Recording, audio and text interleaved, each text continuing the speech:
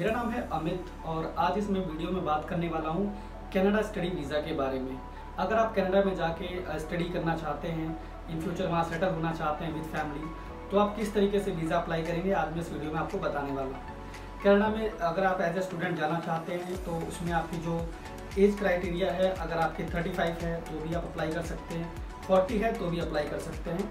As की कोई बाउंडेशन नहीं है, मगर अगर आपका एज 35 प्लस है तो आपको उसमें जस्टिफिकेशन देना होगा कि आपकी स्टडी कंप्लीट करने के बाद आपने क्या किया। जैसे कि अगर आपने स्टडी कंप्लीट कर ली है 28 में कर ली है, उसके बाद आप 35 एज हो चुकी है, तो 28 से लेकर 35 के बीच में आपने क्या किया है ये आपको मेंशन करना होगा।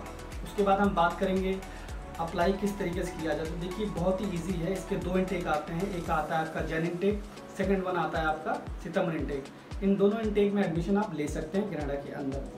आपको सबसे पहले कॉलेज चूज़ करना है कि किस कॉलेज में एडमिशन लेना चाहते हैं। कॉलेज चूज़ करने के बाद आप किस प्रोग्राम में एडमिशन लेना चाहते हैं वो प्रोग्राम चूज़ करेंगे। प्रोग्राम चूज़ करने के बाद आपको फिर एप्लीकेशन फॉर्म फिलअप करना होगा। एप्लीकेशन फॉर्म फिलअप करने के बाद आपको ऑफर लेटर आता है। ऑफर लेटर आने के बाद आप प्रोग्राम चूज़ करेंगे कि आप किस प्रोग्राम के थ्रू जाना चाहते हैं। देखिए प्रोग्राम में कौन से प्रोग्राम की बात कर रहा हूँ, यहाँ पे दो एडमिशन क्राइटेरिया होता है एडमिशन लेने का, एक है नॉन एसडीएस, सेकंड है एसडीएस। तो अगर आप एसडीएस में जाते हैं तो वो बहुत फास्ट वे है और नॉन एसडीएस है थोड़ा सा लेंदी प्रोसेस है।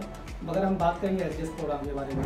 एसडीएस में होता ये है कि आपको उसमें 1 साल की जो ट्यूशन फीस डिपॉजिट करनी होती है और आपको जीआईसी अकाउंट ओपन करना होता है जिसमें आपको $10,000 जो है कैनेडियन जमा करना होता है। इसके अलावा आइल्स में जो स्कोर है वो 6.5 होना चाहिए और आपका अगर आपने पीटीई किया है तो उसमें 65 स्कोर होना चाहिए, जिससे आपका जो एसडीएस प्रोग्राम में जो वीज़ा है उसका आने का बहुत चांस ज़्यादा रहता है, बहुत फास्ट रहता है।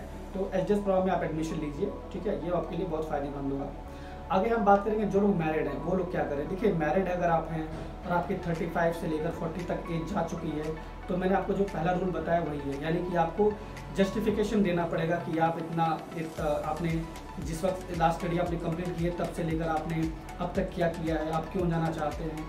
तो ये सारा मेंशन करते हैं कि एसओपी भी आप बना के देते हैं एम्बेसी में, तो आपका जो वीज़ा है बहुत जल्दी ग्रांट हो जाता है। इसके अलावा मैं बताना चाहूँगा कि अगर आप स्पाउस वीज़ा है वो एक साथ जैसे कि आप अगर ग्रांट हो जाता है आपका वीज़ा, आप एज ए स्टूडेंट चले जाते हो तो अपने स्पाउस को कैसे आप अप्लाई करें या स्पाउस को आप किस तरीके से बुलाएं, स्पाउस वीज़ा किस तरीके से लगाएं।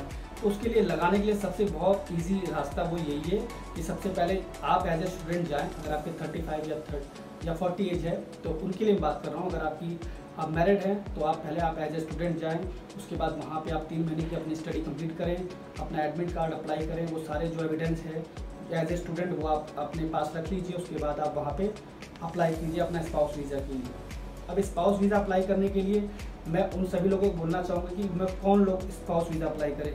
वो लोग करें जिनकी जो शादी 1 साल हो चुकी है, यानी कि अगर आप 1 साल आपने कंप्लीट हो चुका है मैरिज को और आप 1 साल बाद के बाद आप जैसे कि मान लीजिए 2021 है और आपने 2020 में अगर आपने मैरिज हुई है और आप 2021 में अगर वीज़ा अप्लाई कर रहे हैं और एज ए स्टूडेंट पहुंच जाते हैं, फिर आप अपने स्पाउस के लिए अप्लाई कर रहे हैं स्पाउस वीज़ा, तो वो एक्सेप्ट हो जाएगा।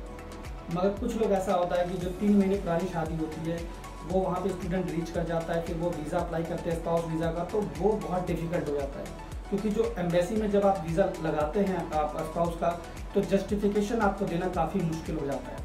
कुछ केस में हो जाता है, अगर आपके एविडेंस कंप्लीट है, एविडेंस जो है वो स्ट्रॉन्ग है, तो आपका वीज़ा बहुत जल्दी एक्सेप्ट हो जाता है स्पाउस वीज़ा। मगर मैं बात उन लोगों की कर रहा हूँ जिनके पास एविडेंस नहीं है, जो मतलब न्यूली मैरिड हैं, जो कि 1 हफ्ते पुराना दिखाते हैं, 1 महीने पुराना दिखाते हैं। मैं उन लोगों के लिए बात कर रहा हूँ कि अगर आपने जो मैरिज है वो रियल है, उसके बावजूद भी आप एविडेंस अपनी मैरिज के सर्टिफिकेट दीजिए, अपनी मैरिज जहाँ हुई है वहाँ के सर्टिफिकेट दीजिए, फ़ोटो दीजिए, जो फैमिली गैदरिंग है उसकी फ़ोटो दीजिए, जिससे आपका वीज़ा जो एक्सेप्ट हो जाए, ठीक है।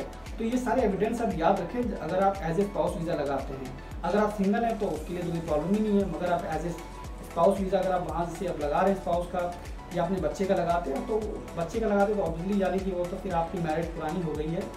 मगर जो फ्रेश हैं उनके लिए मैं बोल रहा हूँ कि सारे जो 1 महीने या 2 महीने पुराने जिनके वीज़ा हैं स्पाउस के, उन लोगों के लिए बोल रहा हूँ कि वो लोग ध्यान रखेंगे इस चीज़ का कि एज ए स्पाउस वीज़ा लगाते समय एविडेंस का जो है वो आप अपने पास रखें, ताकि आप जब स्पाउस वीज़ा लगाएं तो आपका जो वीज़ा है वो एक्सेप्ट हो जाए, इससे बाद में वहाँ प्रॉब्लम नहीं होती है।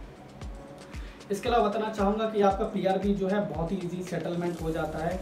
आप अपनी स्टडी कंप्लीट करते हैं, स्टडी कंप्लीट करने के बाद आपको स्टे बैक ऑप्शन मिलता है, यानी कि जैसे कि आप 1 साल जाते हैं डिप्लोमा में तो आपको 1 साल का स्टडी बैक मिलता है, 2 साल जाते हैं तो आपको कम से कम 2 साल का मिलता है, अगर आप बैचलर में जाते हैं तो आपको 3 साल का मिलता है। तो आप वर्क परमिट के लिए अप्लाई कर सकते हैं आफ्टर स्टडी कंप्लीट करने के बाद। अगर आपको वर्क परमिट मिल जाता है, ऑफर लेटर मिल जाता है, तो आप वीज़ा के लिए भी अप्लाई कर सकते हैं अपने 3 साल कंप्लीट करने के बाद।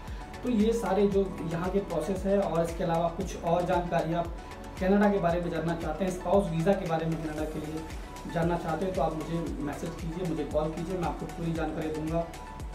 कौन से डॉक्यूमेंट की आपको नीड होगी, किस तरीके से आप अप्लाई करें, वो सारी जानकारी मैं आपको प्रोवाइड करूँगा।